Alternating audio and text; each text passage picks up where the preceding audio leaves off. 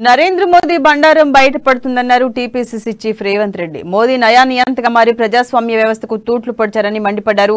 తన మిత్రుల కోసం మోదీ దేశాన్ని కొల్లగొడుతున్నారన్నారు. ఫిబ్రవరి 7న బీజేపీ ప్రభుత్వాన్ని నిండు సభలో అదానీ కుంభకోణంపై ప్రశ్నించారని, దీంతో మోదీ ఉక్కిరి బిక్కిరై సమాధానం చెప్పలేని పరిస్థితి వచ్చిందన్నారు. బీజేపీ డబుల్ ఇంజన్ అదానీ ప్రధానినే అని అన్నారు. రాహుల్ గాంధీని ఎదుర్కొనే ధైర్యం లేక ఆయనపై కుట్ర చేశారని రేవంత్ రెడ్డి అన్నారు. కుట్రపూరితంగా రాహుల్ గాంధీపై అనర్హత వేటు వేశారని అన్నారు.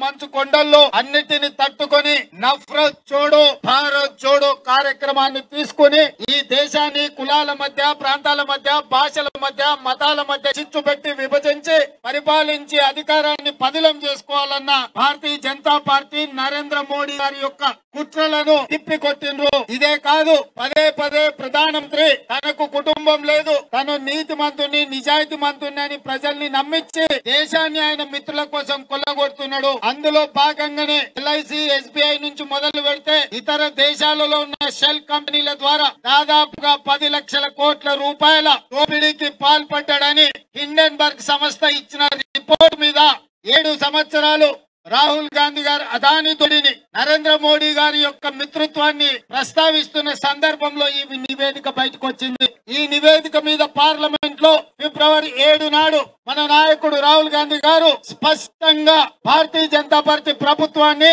ఈ దేశ ప్రధానమంత్రి నరేంద్ర మోడీని నిండు సభలో నిలదీసి అడిగి కడిగి తూర్పారబట్టిండు.